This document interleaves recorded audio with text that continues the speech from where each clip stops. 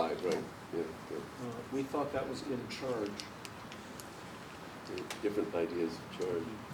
So where should we go? Good. let's open it up, and what I'd like to do is repeat the question. Okay, here's the question. And, yeah. Well, I have two questions, and it's about growing in this process.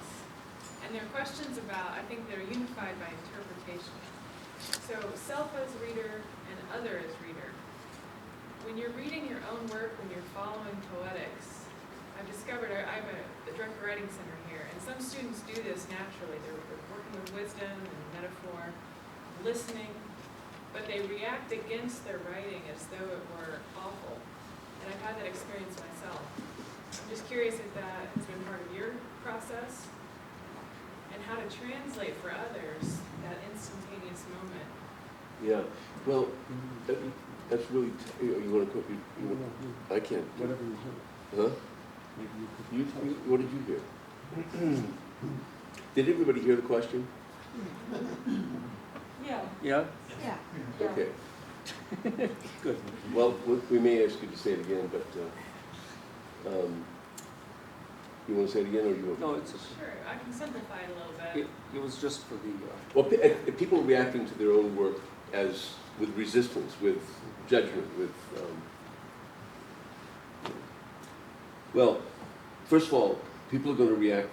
The way you react to your work is how you're reacting to yourself on an amplified level. That should be pretty clear. But people don't want to think that. They want to think that we're perfecting ourselves, we're improving. And you know, it's a very tough situation, because so much of life requires that we learn something and get better at it in order to move forward. So there's no way of eliminating this from samsara. You know, this is relative reality in its way it works. We're dualizing as we go, and when we make something, we dualize ourselves with it. Am I better? Am I worse? Is it good? Is it bad? So it's not that you can get rid of that process. You cannot get rid of that process as such. It's going to happen. We're hardwired to respond that way. You know, to push things away that we think are bad. It's part of survival. It's part of, you know. But we've brought it to this extremely woven, intricate way of being psychologically complex. But I think the most useful attitude toward that is to get people to study their own response to their own work, and not just believe in it. And not just believe that it could be good or could be bad, but to study along with, because I mean, there is reason to care whether something is well written or not well written. You're not going to, there's no point in pretending otherwise. You know, perfecting is going to be the perfected behavior is going to be part of what we do no matter what. But to see that as the fact of how we are in relative reality, first of all, in growing through that means being aware of how that is what we are, and not getting overly heavy about the response to it. So when you see yourself responding to that, if you can kind of analyze it, I mean, this is where analysis has a function. Analysis is to see what is happening. It's not to believe in analysis as the path to truth. It's instrumental. It's functional. It optimizes the occasion to use the great gift of analytical powers, which we're using as we talk. You're never going to you wouldn't want to get rid of something that you have. You want to see what is the evolving possibility of the very instrument by which I discriminate the thing that I'm doing. Not just make the thing better or get better yourself. If you believe in the work as a thing and you believe in yourself as a thing, you're going to get stuck in this process and you're going to get very depressed about it. And probably you're going to stop eventually, because nobody wants to be in that state of mind all the time. But if you can observe it and be aware of it, it's a kind of poetics. One definition of poetics that I like to say: poetics is mindfulness in evolving language. That doesn't mean skipping out on the question of good or bad writing. entirely, because we know that there's appropriate writing, inappropriate writing, and things that please and don't, or that meet our standard, whatever. That's going to go on. But the poetics of it is a kind of evolving mindfulness itself in evolving language. So that we're using this feedback process of engagement with the medium to see through it, to see more.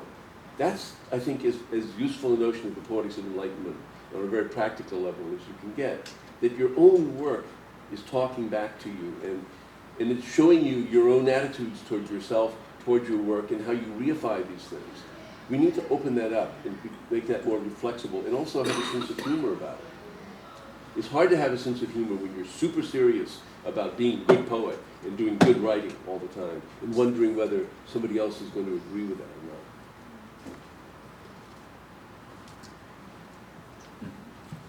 not. Just in light of what you just said about evolving language, can you tease out with the concept of evolution, how evolving language is different from having to believe in evolution in the I'll address that question. I've been watching a lot of nature programs lately. And what's really interesting about them, now that human beings have learned to use very fine instrumentation to get past their stupid ideas about nature and to see how interesting what we call nature is out there. One of the things that we learn is how held back we've been by negativizing anthropomorphism, as though that were automatically bad and against objectivity. Finally, Nature magazines began to apologize for being against anthropomorphizing about 20 years ago, because they finally saw that by not projecting yourself into nature as an initial act of understanding by empathy through how you understand yourself and understand it, that this process of further understanding, further nature, of nature and also of yourself could occur. We will see more once we are very personally engaged in that. And the same thing with anthropology and going Enoch with the folks out there. And one of the things you see is this old idea that human beings have language and the rest of them don't. It's bullshit. Language is everywhere. Everything is languaging all the time. And you see how incredibly intricate the communication is. And in that process, you see this amazing thing that is the intelligence. Another thing is that scientists still don't like you to use the word intelligence about plants and animals and stuff like that. There's a tremendous amount of resistance still among scientists to say, well, that's not really intelligence. That's really this other thing. But it's not. It is intelligence. And when you start to see how incredibly birds have evolved, how refined their wing structures are for the very particular context in which they have learned to survive over time, you see that intelligence is at work. It is self-discriminating behavior, and it's evolving through that. Now, when we talk about conscious evolution, we're really talking about that fact moved to a higher power, so to speak, because it's aware of itself, being aware of itself. And this is, again, back to the poetry thing. It's really the same thing, which is that if you can step out of the trap of trying to be a good writer or a good artist, and simply understand how you can optimize what you are given as a human being, given the fact that you have this incredible instrument, language, sound, or whatever you're working with, and learn to be inside that through this self-discriminating open process, it advances with incredible intelligence. And the intelligence doesn't show up as your intelligence, it shows up as intelligence, life intelligence. It shows up as something that you can't work with by thinking of it as yourself or not yourself. The process of why so many spiritual systems are hard on the ego is not because the ego is bad. I mean, it's really a dumb idea that you can get rid of the I'm sorry, but it is, that you can get rid of the ego. It's just a really stupid formulation. And it's very disempowering to human beings to think that it's about killing the ego. I mean, these phrases come up, but I think there must be bad translations. Everywhere. Yeah, everywhere. Everywhere, yeah. And essentially the ego is like, it's like dissing the ego is like dissing the steering wheel of your car. It's like saying, wouldn't it be so much better if we didn't have to use this steering wheel? You just have this car that just kind of floated out there, knew where it was going all by itself. You know, well, okay, flying saucers, hey, I'm there. But no, the ego has a function. It's simply like your legs. It's like your nose. You know, you want to breathe, you want to chop off your nose because it's ridiculous. The ego is simply what we call the ego is simply a distortion, and it's the thing that bangs itself hard over the head, and because it's used to being punished. And it's because, and this is where I recommend everybody read William Blake, because Blake's analysis of the function of punishment in causing repression, in causing us to limit our sense of possibility, that's the problem. It's this process of lying that we do to get what we want to get. We learn to lie. Language, Lacan is all about this. It's about how we are conditioned to acquire language for the purpose of the instrumentation of self-betterment. And that idea has to be deconstructed, just like fight or flight. You have to see how dysfunctional it is. It doesn't do the job. It doesn't do what we think it should do.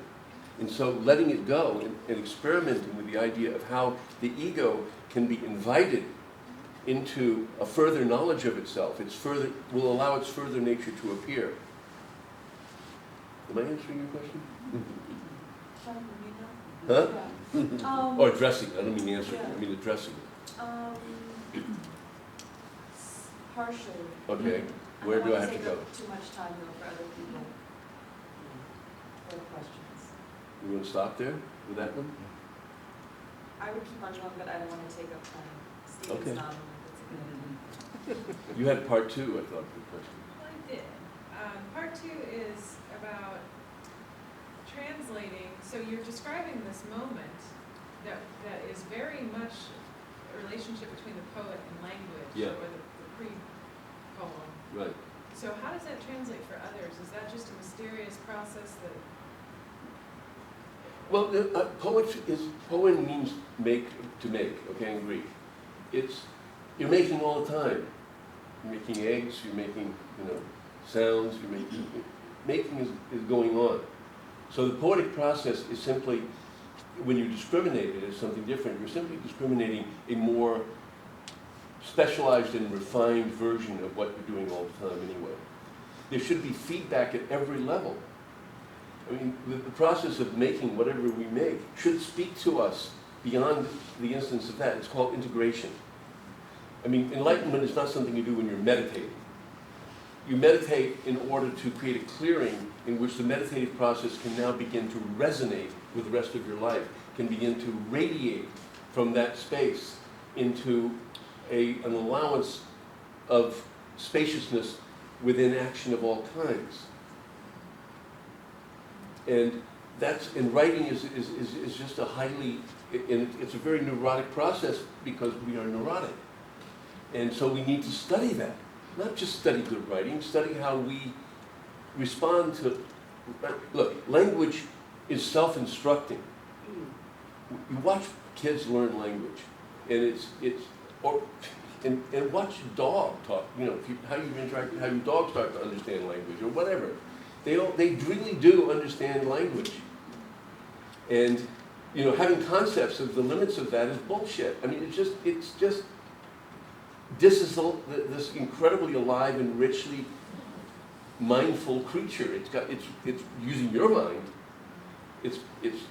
But it's still mindful. You're using it too. We're all using each other. We're supposed to use each other. That's what kind of creatures we are. We use each other. It's not a bad thing. It's a necessary thing. It's how we are. Interdependence. Praticca samutpada. It's the whole game. And how do we refine that? But by being aware of the dynamic of that as we interact in every possible instance. There is nothing that isn't teaching. The whole idea that teaching is a category is ridiculous.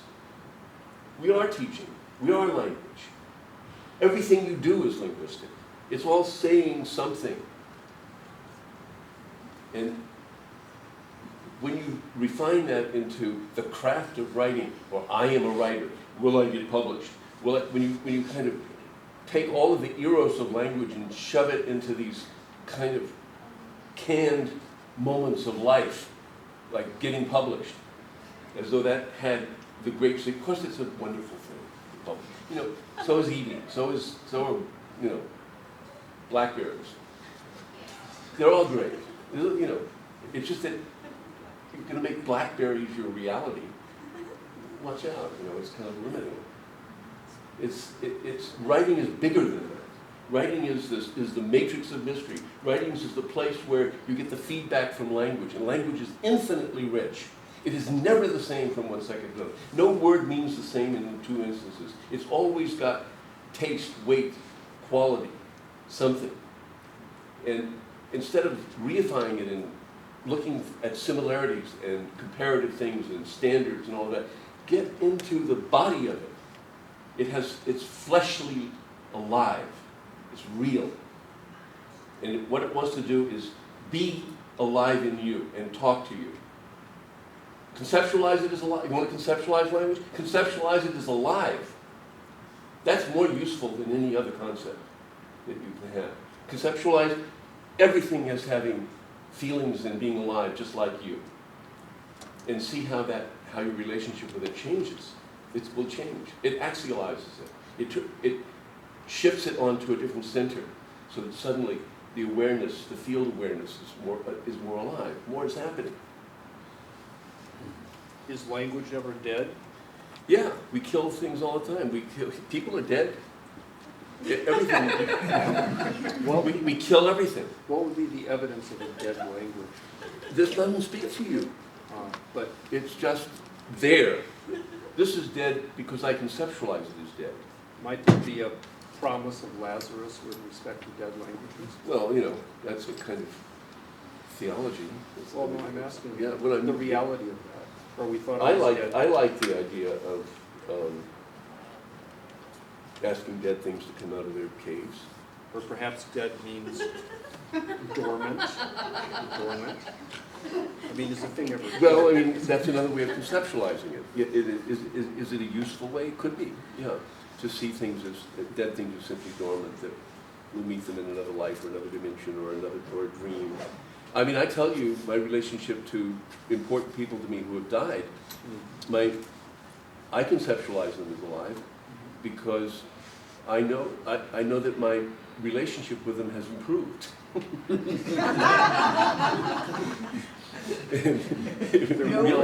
I see, and the feedback I get from that is how fucking stupid I was in dealing with them, you know?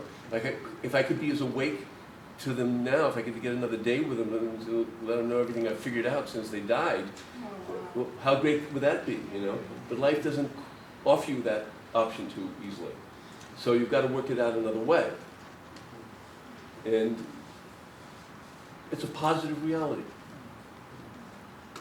There's one notion of life and death, that death is there all the time, and life is there all the time. It's a very useful notion that life, in relative reality, is the on position of the instrument of being. So that what we are sharing and what we're doing is the on position.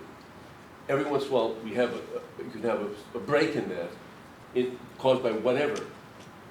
You know, whether it's a psychedelic or a tragedy or an automobile accident or whatever it happens to be, it may cause a break in the time hold, the hold of time, of our conception of time, in such a way that the other side suddenly shows through, and you see it.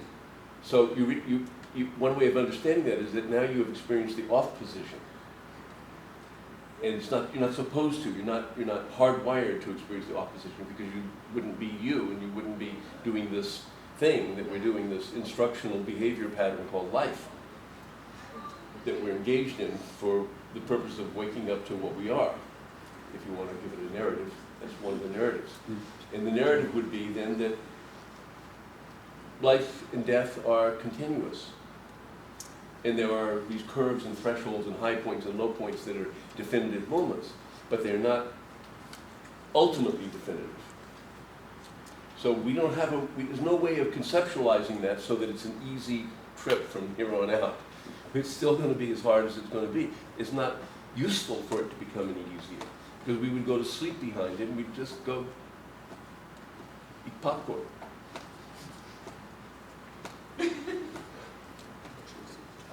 So, if on all of that, to further clarify it a bit, you just threw out how poetry, this is to make Wait a poetry. minute, you have to speak a little louder, sorry. So, to clarify this a bit more, Yeah. you just threw out how poetry, of course, from the Greek is to make, or maybe even to make something or something like human. Yeah. Yeah. And so, you're talking about poetry, right?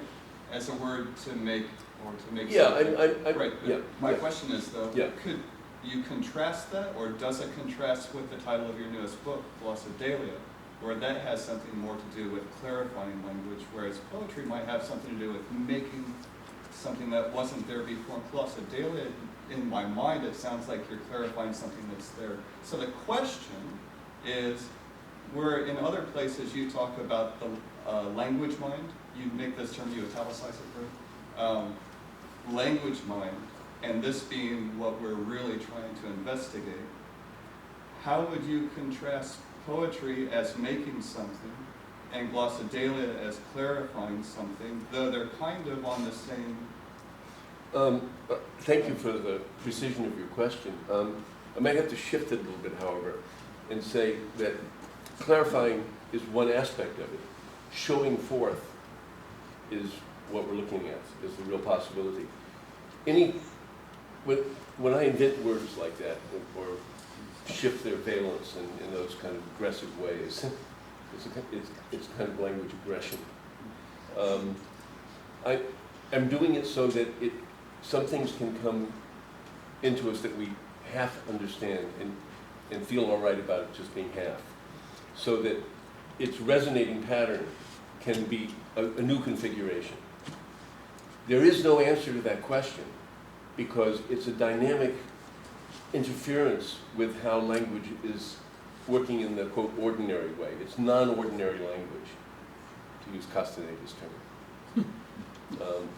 Non-ordinary language is language that you cannot cognitively incorporate in any conceptual framework that you have going for you comfortably. It's going to stick out. It's going to annoy. It's going, I'm not trying to please myself or anybody else by using these terms, although I find a lot of pleasure in them, for whatever reason. And that's not its purpose. Its purpose is to be what it's asking to be.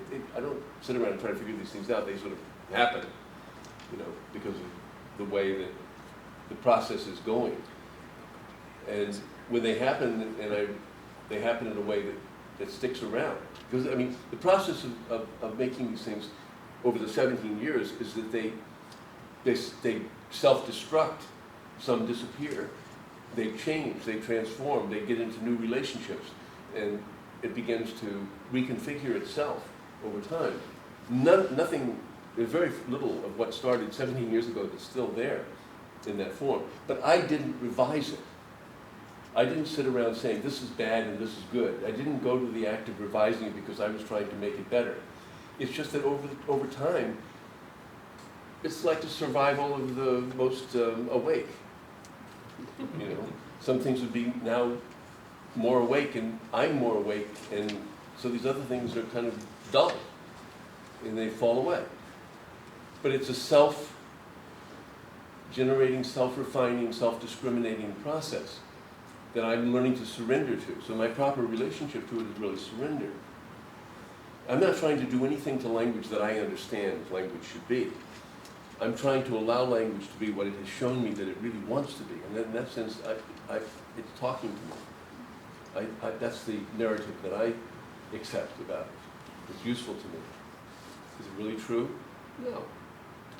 Because there isn't really true, is it really true isn't a proper question to apply to that kind of situation. We misapply these standards of analysis from one situation to another, and it doesn't further. It doesn't bring about the further nature of the thing. We're misapplying. We're using ethical questions and they distort these other questions. It's just bad poetics. It's ineffective. It doesn't bring it further. It doesn't, you know, kids do so much better when you allow them to discover for themselves through the pleasure of doing what they're doing. They grow faster. Language is a joy, instead of slapping them around, what, conceptually or physically. And we do too, and poems do too, and art does too, but we don't live in a civilization that looks at it like that. So you're running against the current if you think like this. Because we have an art history, a poetics history, a musical history that thinks that perfection of the form has been established for us by the great forebears. And so you get kind of really difficultly, I mean, not very useful notions like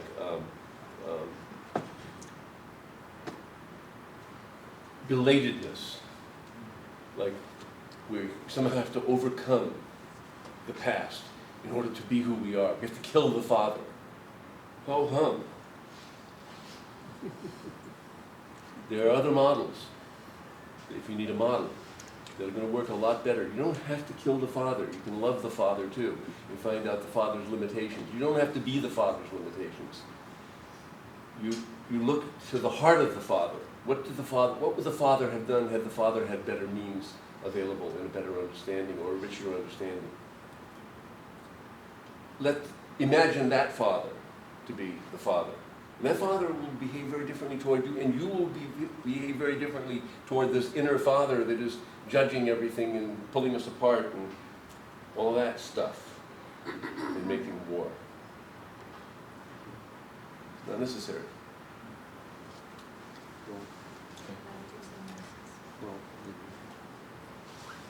Oh. He's pointing at me. No, You're looking over there.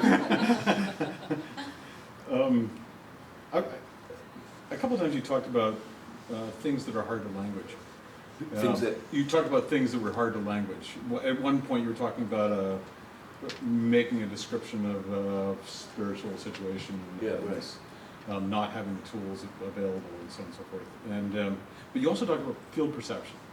Field perception. Yeah, in Tai Chi, for example. Yeah. And which is all around around the notion of tacit knowledge and Of what kind? tacit knowledge. Tacit knowledge. Huh? Tacit knowledge is a concept of Polanyi.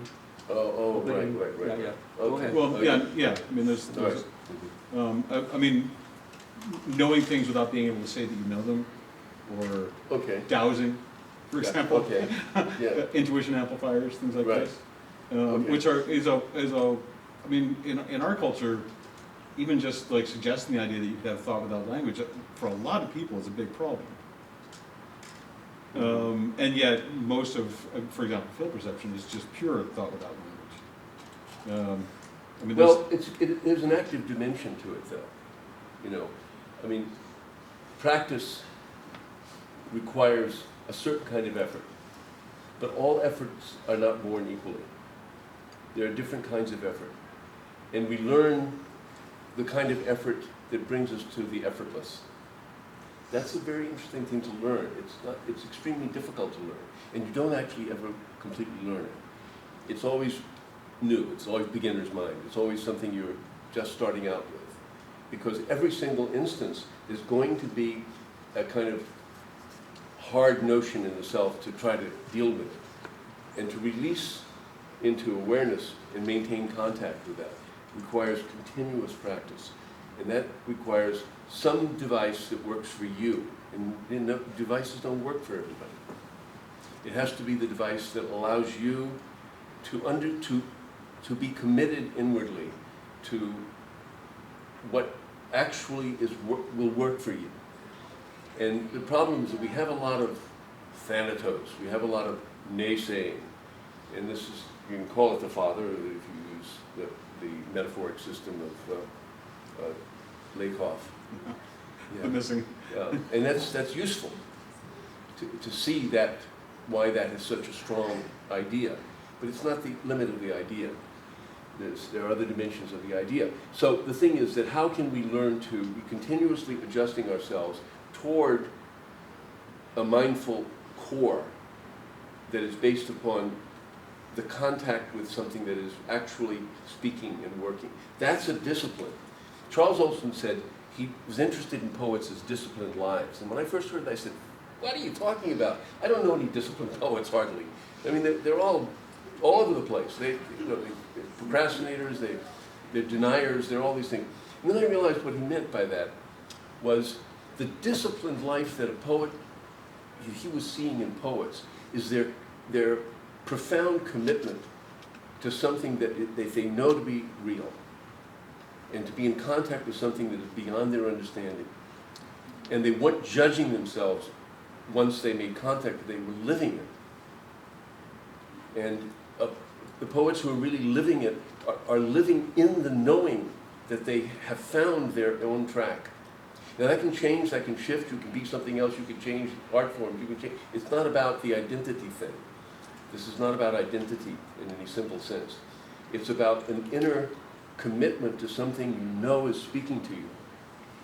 And if you use that kind of metaphor, instead of some of the others that we are stuck with, if you want to call it a metaphor, I think you will find it beneficial. I have found it beneficial. So, while I don't regard myself as a disciplined person by anybody's concept of discipline, I actually am. My life is extremely disciplined. But not because I'm a disciplined person, but because I'm very committed to this inner reality. And I will stand for this and talk for this at any hour of the day or night with any person who's willing to talk to me. I have found that is its nature, that it strengthens in me when I share it with others or when I work with it with others, and I allow them to show me what they're finding with it, because it's an interactive process. It is not about the ego structures that we have stuck onto art and stuck onto poetry. Those ego structures are not the real possibility of the ego at all. The real possibility of the ego is to wake up to what its real possibility is. Perhaps one more. Ellen? Yeah. Yeah. I have a question, I guess, like a statement question. I noticed as you're, presenting this system, whatever, Whatever it is. this view, this Yeah. perception, you stand up and you start moving, and this energy starts coming through you. Yeah. And I've taught a lot of writing classes, like to kids and to college kids, and one thing that I felt really suspicious of by the end was that this whole construct around the acquisition of language in our culture is bad poetics. Do you think that's possible? This whole sitting down consumption, sit, read, be quiet, That's sit interesting, still, and yeah. it feels to me, I don't know, it feels to me like something about you, the way you're expressing Yeah. speaks deeply to the part of me that is like, I can't sit here anymore, or it felt like I wanted to just scream, like, run, children, get out, Yeah. Yeah. Well, I'm with you there. I'm totally with you there. I mean, I think some people do very well sitting down. I've noticed, One of the people I've collaborated with the most is Chuck Stein, and he's a real sitter. He meditates. He's a very profound sitter, And I move. I carry things around with me like, where's that damn thing? Where'd it go? Oh, down here. Oh. I mean, I have all these devices. And if you sit on this thing, you find yourself able to continuously move, while you're sitting and typing, Hey, that's just, works for me. I use trampolines. I invented this whole bodywork system that I teach these things to, and try to show people that they can be in a state of continuous, self-realizing movement. I think it's better for the body, it's better for the mind. That's my approach. That's what I found out. But I think there's some typological dimension of this. That there are some people who simply work better other ways, and that's cool. If it works, it works. Whatever it is. Ultimately, it's a functionality issue for optimization. That's how I look at it. On that note, and it'll take some time to gather all the objects, so of course, you're welcome to come up and further to discussion, for those of you who are in this class, we will be having another Monday. And even though it may seem like waiting for Godot or Zeno's Paradox, I'm informed that perhaps, we're hoping, perhaps Diane DePrima will be able to come back next Monday. She was scheduled to come and before wasn't able to. So all of you, 1 week at a time, all of you are encouraged to come back, otherwise we get ahead of ourselves and we're not into the process. Fall down.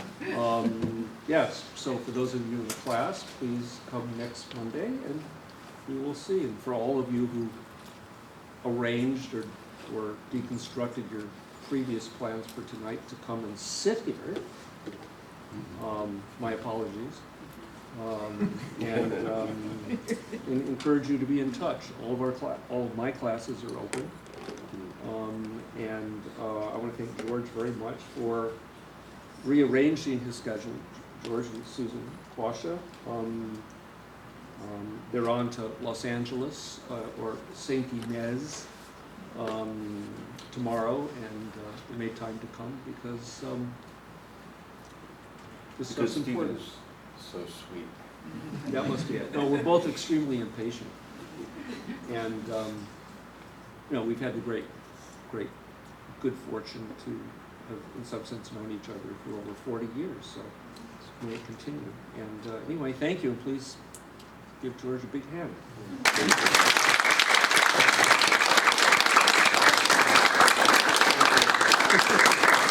So come, converse,